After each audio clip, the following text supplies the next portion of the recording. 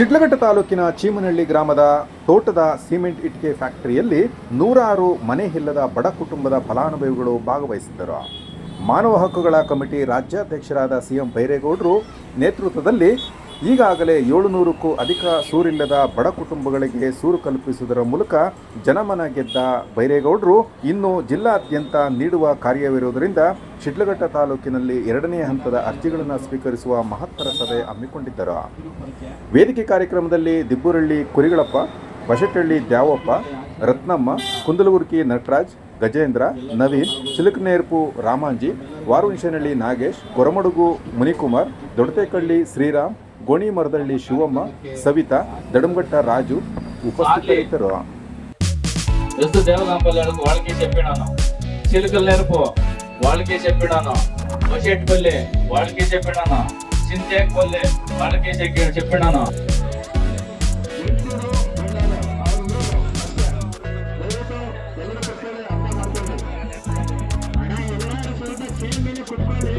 ಶಾಲೆಗಳ ಅರ್ಜಿಗಳು ನನಗೆ ಬಂದಿದ್ದಾವೆ. ಸರ್ಕಾರಿ ಶಾಲೆ ಮೂಲಭೂತ ಸೌಕರ್ಯಗಳಿಲ್ಲ ಅಂತ ಕೇಳಿ ನನಗೆ ಅರ್ಜಿಗಳು ಬಂದಿದ್ದಾವೆ. ಇವತ್ಯಾರೋ 4 ಜನ ಬೈರೇಗೌಡರು ಡೊಂಗಿ ಸಮಾಜ ಸೇವಕ ಅಂತ ಅಂದ್ಬಿಟ್ರೆ ಜನಕ್ಕೆ ಯಾಕೆ ಸಿಗಲ್ವಾ? ಅವ್ರನ್ನ ಅಲ್ಲ, ಜನಕ್ಕೆ ಯಾಕೆ ಸಿಗಲ್ಲ? ನೋಡಿ, ಇವತ್ತಿಷ್ಟೆಲ್ಲ ಇಟ್ಟಿಗೆ ತುಂಬಿದೆ ಫ್ಯಾಕ್ಟ್ರಿ ತವ, ಇಷ್ಟೆಲ್ಲ ಇಟ್ಟಿಗೆ ಇದೆ. ಇಲ್ಲಿಂದ ಎಷ್ಟು ಲೋಡ್ ಗಾಡಿ ಇಟ್ಟಿಗೆ ಕಳಿಸಿದ್ರಿ ಗೊತ್ತಾ? ಇದೆಲ್ಲ ನಿಮಗ್ ಕಳ್ಸ, ಬಡವ್ರು ಕಳ್ಸ ಇಟ್ಟಿಗೆ ಇದೆಲ್ಲ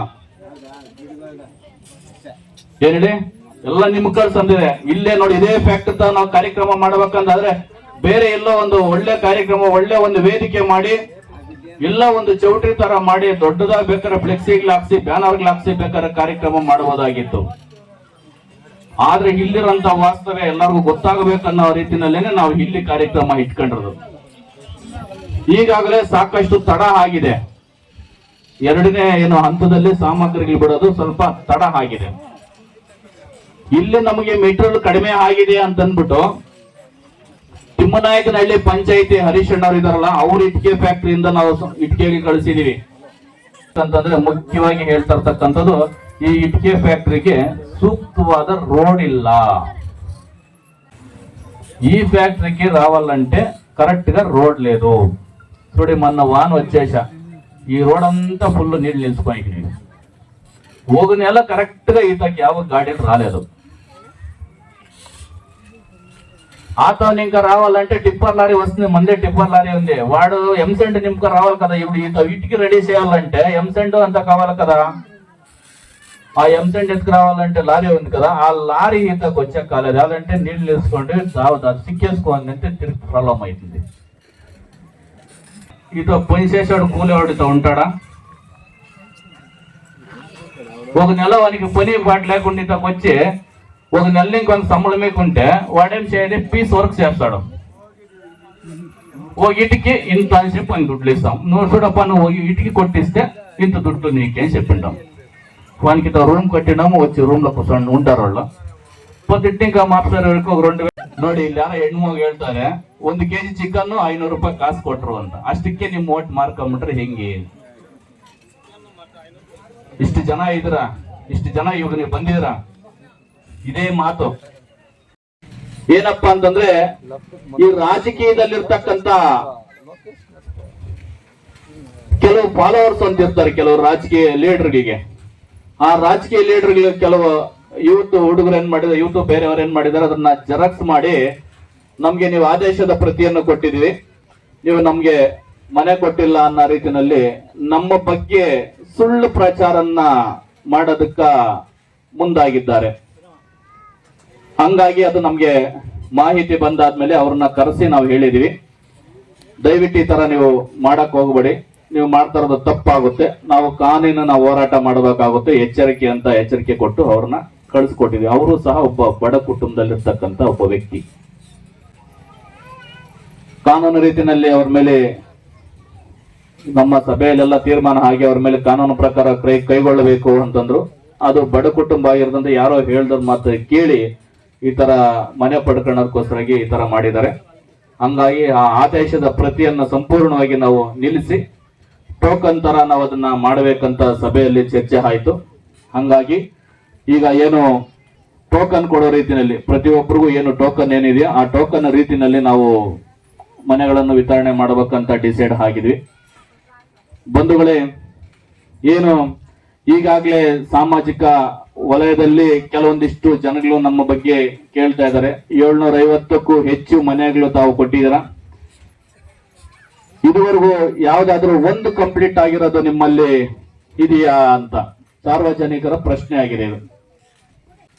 ಈಗ ನೋಡಿ, ನಾವು ಕೊಡ್ತಾ ಇರ್ತಕ್ಕಂಥವ್ರು ಅತಿ ಕಡುಬಡತನದಲ್ಲಿರ್ತಕ್ಕಂಥ ಜನರಿಗೆ,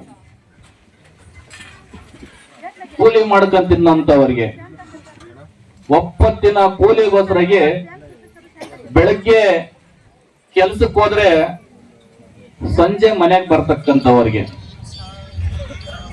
ಈಗ ನಾವು ಕೊಡ್ತಕ್ಕಂಥದ್ದು 1,000 ಇಟ್ಕೆ, 25 ಮೂಟೆ ಸಿಮೆಂಟ್, 5 ಟನ್ ಎಂಸೆಂಡು, 1 ಕಿಟಕಿ, 1 ಬಾಗಿಲು, ಮೇಲೆ ಕಬ್ಬಿಣದ ಶೀಟು, ಇಷ್ಟೆಲ್ಲ ಸಾಮಗ್ರಿಗಳು ನಾವು ಕೊಡ್ತಾ ಇದೀವಿ.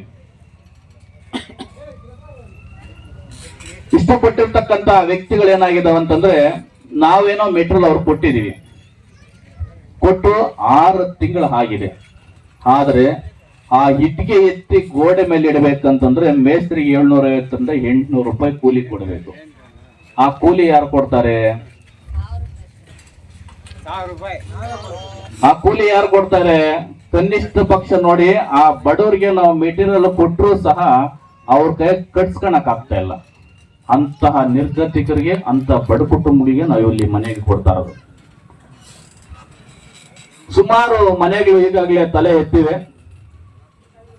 ಆದಷ್ಟು ಬೇಗ ಗೃಹಪ್ರವೇಶ ಮುಗಿಸಬೇಕು.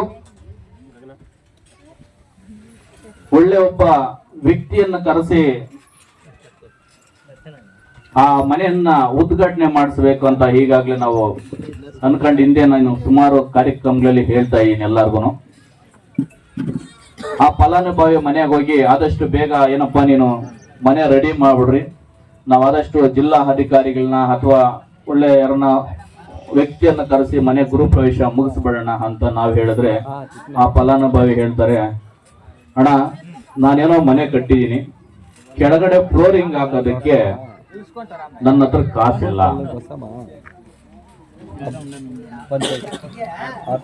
ಸ್ತ್ರೀ ಶಕ್ತಿ ಸಂಘದಲ್ಲಿ ನಮ್ಮ ಮಿಸ್ಸಸ್ 30,000 ರೂಪಾಯಿ ಹಣ ಎತ್ಕೊಂಡಿದ್ರು.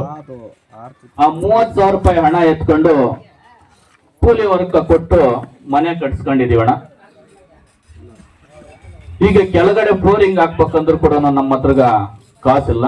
ನೀವೇನಾದ್ರೂ ಗೃಹ ಪ್ರವೇಶ ಮಾಡಬೇಕು, ಅಧಿಕಾರಿಗೆ ಕರೆಸಬೇಕು ಅನ್ನಂಗಿದ್ರೆ ನೀವೇ ಕೆಳಗಡೆ ಬೇಕಾದ್ರೆ ಟೈಲ್ಸ್ ಅದನ್ನ ಹಾಕೊಟ್ಬಿಡ್ರಣ, ಪೇಂಟ್ ಅದನ್ನ ಮಾಡಿಸ್ಕೊಟ್ಟು ಗೃಹ ಪ್ರವೇಶ ಬೇಕಾದ್ರೆ ಮುಗಿಸ್ಬಿಡೋಣ. ಇಷ್ಟೆಲ್ಲ 2,60,000 ರೂಪಾಯಿ ಮೆಟೀರಿಯಲ್ ನಾವು ಕೊಡ್ತಾ ಇರ್ತಕ್ಕಂಥದ್ದು ಒಂದು ಬಡ ಕುಟುಂಬಕ್ಕೆ.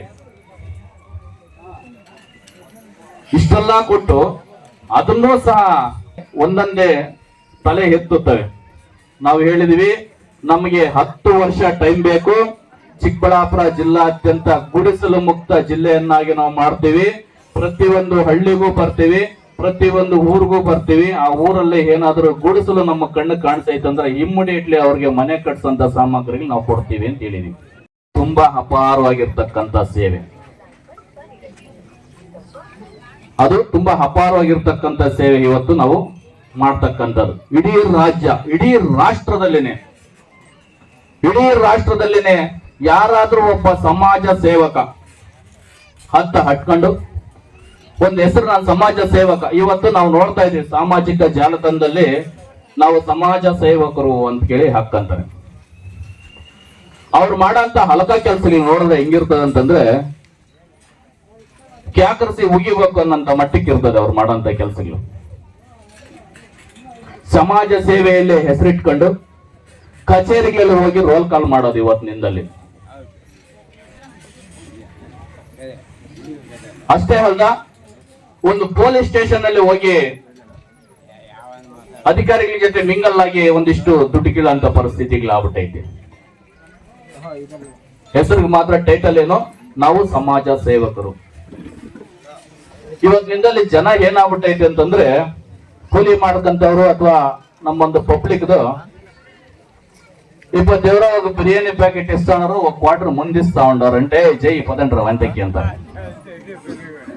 ಕೊಡಂತ ಬಿರಿಯಾನಿ ಊಟ ಎಷ್ಟೈತೆ, ಒಪ್ಪತ್ತಿನ ಒಂದು ಹೊತ್ತು ಊಟ. ಇನ್ನೊಂದು ಹೊತ್ತು ಊಟ ಯಾರು ಕೊಡ್ತಾರೆ? ಅಲ್ಲ, ಇನ್ನೊಂದು ಹೊತ್ತಿನ ಊಟ ಇನ್ಯಾರು ಕೊಡ್ತಾರೆ? ಯಾರು ಕೊಡಲ್ಲ. ನೀವೇ ಕೂಲಿಗೆ ಹೋಗ್ಬೇಕು, ನೀವೇ ದುಡಿಬೇಕು, ನೀವೇ ತಿನ್ಬೇಕು. ಆದ್ರೆ ಇವತ್ತು CM ಬೈರೇಗೌಡರೊಂದು ಮನೆ ಕೊಡ್ತಾ ಇದ್ದಾರೆ ಅಂತಂದ್ರೆ, వైనేమన్నా దుడ్లు ఇస్తాడేమో, మేము వస్తాం 500 రూపాయలు ఇచ్చి బిర్యానీ ప్యాకెట్ ఇచ్చేట్లుంటే చెప్పండి వస్తాను అంటారంటే ಯೋಚನೆ ಮಾಡ್ತಾ ಇದ್ರಾ? ಅದನ್ನ ಬಿಡಿ. ಈಗಾಗ್ಲೇ ಎಷ್ಟೋ ಜನ ಸಮಾಜ ಸೇವಕರು ಅಂತ ಕೇಳಿ ಬಂದಿದ್ದಾರೆ. ಅವ್ರ ಫಾಲೋವರ್ಸ್ ತುಂಬಾ ಇದ್ದಾರೆ. ಯಾವನಾದ್ರೂ ಒಬ್ಬನ ಸಮಾಜ ಸೇವಕನ ಅವ್ನ ತಾಕತ್ತಿದ್ರೆ ಚಾಲೆಂಜ್ ಮಾಡ್ತೀನಿ, ಬಹಿರಂಗವಾಗಿ ಚಾಲೆಂಜ್ ಮಾಡ್ತೀನಿ. ಒಬ್ಬ ಸಮಾಜ ಸೇವಕರು ಅಂತ ಹೇಳಿ ಇಷ್ಟು ಜನ ಇದಾರಲ್ವಾ, ಅವನಿಗೆ ತಾಕತ್ತಿದ್ರೆ, ಅವನ ಗಂಡಸೇ ಆದ್ರೆ ಒಂದ್ 10 ಜನಕ್ಕೆ 10 ಮನೆ ಕಟ್ಸ್ಕೊಡಕ್ ಹೇಳಿ ಬಹಿರಂಗವಾಗಿ ಚಾಲೆಂಜ್ ಮಾಡ್ತೀನಿ ನಾನು.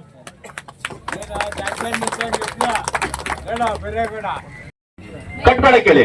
ಇವತ್ತಿನಿಂದಲೇ ನಾನು ಎಷ್ಟೋ ಜನಕ್ಕ ಮನೆಗೆ ಕೊಟ್ಟಿದ್ದೀನಿ, ಮನೆಗೆ ಕಳಿಸಿದ್ದೀನಿ. ಅವನಿಗೆ ಯೋಗ್ಯತೆ ಇತ್ತಂದ್ರೆ ಆ ಮನೆಗೆ ಸುಣ್ಣ ಬಣ್ಣ ಮಾಡಿ ಅದೇನ್ ಕೆಳಗ್ ಫ್ಲೋರಿಂಗ್ ಹಾಕಿ ಗೃಹಪ್ರವೇಶ ಮಾಡ್ಕೊಡಕ್ ಹೇಳಿ ನೋಡೋಣ. ಒಂದ್ 10 ಜನಕ್ಕೆ ಮಾಡಕ್ ಹೇಳಿ.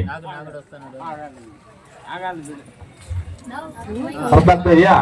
ನೋಡಿ, ಅವ್ರ ತರ ಸಮಾಜ ಡ್ರಂಗಿ ಸಮಾಜ ಸೇವೆ ಮಾಡ್ಬೇಕಂದ್ರೆ ನಾವು ಹೇಳಿದೀವಿ, ನಮಗೂ ಗೊತ್ತಿದೆ.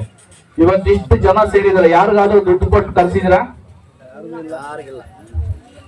ಯಾರಿಗಾದ್ರೂ ದುಡ್ಡು ಕೊಟ್ಟಿದೀವ ಕೇಳಿ? ಯಾರಿಗಾದ್ರೂ ದುಡ್ಡು ಕೊಟ್ಟಿದ್ರ ಅಥವಾ ನಿಮ್ಮ ಹತ್ರ ಯಾವ್ದಾದ್ರು ದುಡ್ಡು ವಸೂಲಿ ಮಾಡಿದಿರಾ?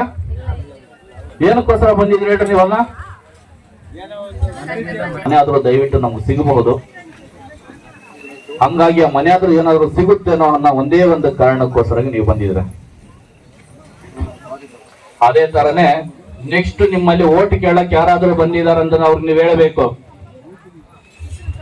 ಯಾರಾದ್ರೂ ಓಟ್ ಕೇಳಕ್ ಬಂದ್ರೆ ಅವ್ರಿಗೆ ಹೇಳ್ಬೇಕು. ನೀವು ಪ್ರತಿಯೊಬ್ಬ ಪಕ್ಷದಲ್ಲೂ ಹೇಳಬೇಕು. ಇವತ್ತು ಬರೀ ನೀವು 500 ರೂಪಾಯಿ ಕೊಡ್ಸ್ಕೊಂಡು ಓಟ್ ಹಾಕೋದಲ್ಲ. ನೀವು ಹೇಳ್ರಿ, ಏನ್ ಹೇಳ್ಬೇಕಂತಂದ್ರೆ, ನನ್ನ ಮಗಳಿಗೆ ಮದುವೆ ಮಾಡಬೇಕು, 2.5 ಲಕ್ಷ ರೂಪಾಯಿ ಖರ್ಚು ಬರುತ್ತೆ, ನನ್ನ ಮಗಳಿಗೊಂದು 10 ಗ್ರಾಮ್ ಒಡವೆ ಮಾಡಿಸ್ಕೊಡಿ ಅಣ್ಣ, ನಿನಗೆ ಓಟ್ ಹಾಕ್ತೀವಿ ಅಂತ ಹೇಳ್ರಿ. ಒಂದ್ 10 ಗ್ರಾಮ್ ಚಿನ್ನ ಮಾಡಿಸ್ಕೊಡಿ ಅಣ್ಣ, ನಮ್ಮ ಓಟಿಗೆ ಎಷ್ಟು ನಿಮ್ದು ಒಂದೇ ಒಂದು ಓಟಿಗೆ ಎಷ್ಟು ಬೆಲೆ ಇದೆ ಗೊತ್ತಾ? ನೀವು ಒಬ್ಬರು ಒಂದು ಓಟ್ ಹಾಕಿಲ್ಲ ಅಂದ್ರೆ ಅಲ್ಲಿ ಕೆಳಗೆ ಬಿದ್ದೋತ ಸರ್ಕಾರ. ಒಬ್ಬರು ಒಂದು ಓಟ್ ಹಾಕಿಲ್ಲ ಕೆಳಗೆ ಬಿದ್ದೋತದೆ. ಯಾರೋ ಒಬ್ರು 500 ರೂಪಾಯಿ ಕೊಟ್ರು ಅಂತಂದಿದ ತಕ್ಷಣ ನೀವು ಹೋಗ್ಬಿಟ್ಟು ಅವ್ರಿಗೆ ಓಟ್ ಹಾಕ್ತಿರಲ್ವಾ? ನೀವು ವಿದ್ಯಾವಂತರಲ್ವಾ? ಯೋಚನೆ ಮಾಡಿ. ಕೆಲವರು ಏನ್ ಮಾಡ್ತಾರಂತಂದ್ರೆ, ಒಂದಿಷ್ಟು ಜನ ಅವ್ರದೇ ಆದಂತ ಒಂದಿಷ್ಟು ಜನ ಲೀಡರ್ಸ್ ಇರ್ತಾರೆ. ಅವ್ರ ಮುಖಾಂತರವಾಗಿ ಏನ್ ಮಾಡ್ತಾರೆ, ಇವತ್ತು ನಮ್ದು ಒಳ್ಳೆ ಕಾರ್ಯಕ್ರಮ ಐತಪ್ಪ, ಇವತ್ತು ನೀನ್ ನಮ್ಮ ಕಾರ್ಯಕ್ರಮಕ್ಕ ಬಂದ್ಬಿಡು ಅಂತಂದ್ಬಿಟ್ಟು 2 ಕ್ವಾರ್ಟರ್ ಎಣ್ಣೆ ಕೊಟ್ಬಿಡು, ಇಲ್ಲಿಗೆ ಬಂದಿತ್ತ CM ಬೈರೇಗೌಡಕ್ಕೆ ಜೈ ಅನ್ನಬೇಕು. ಏನೇಳಿ? CM ಬೈರೇಗೌಡ್ರ ಅಂದ್ರೆ ಜೈ, ಮಾ ಅನ್ನ, ಮಾ ಬಾಸು, ಮಾ ದೇವ್ಡು. ಹೋದವ್ರಿಗೇನೋ ಲಾಭ, ಹೋದ್ರೆ ಒಂದು ಬಿರಿಯಾನಿ ತಿಂದ್ರಿ, ಟೆಂಪೋನಲ್ಲಿ ಕರ್ಕೊಂಡ್ರು ತಂದ್ಬಿಟ್ರು, ಅಥವಾ ಒಂದ್ 200-300 ಕೈಯಲ್ಲಿ ಕಾಸಿಟ್ರು ತಗೊಂಡ್ ಮನೆಗೆ ಹೋದ್ರಿ. ನಿಮ್ಮ ಮಕ್ಕಳಿಗೆ ಬಂದಿದ್ದೇನು, ಅಥವಾ ನಿಮ್ ಮನೇಲಿರೋ ಮಕ್ಕಳಿಗೆ ಏನಾದ್ರು ಬಾಕ್ಸ್ ಹಾಕಿ ಕಳಿಸಿದಾರ ಊಟ? ಯಾವತ್ತಾದ್ರೂ ಯಾರು ತುಂಬ್ಕೊಂಡಾಗಿದ್ರ? ಅಲ್ಲ, ಯಾವತ್ತಾದ್ರೂ ಏನಾದ್ರು ತುಂಬ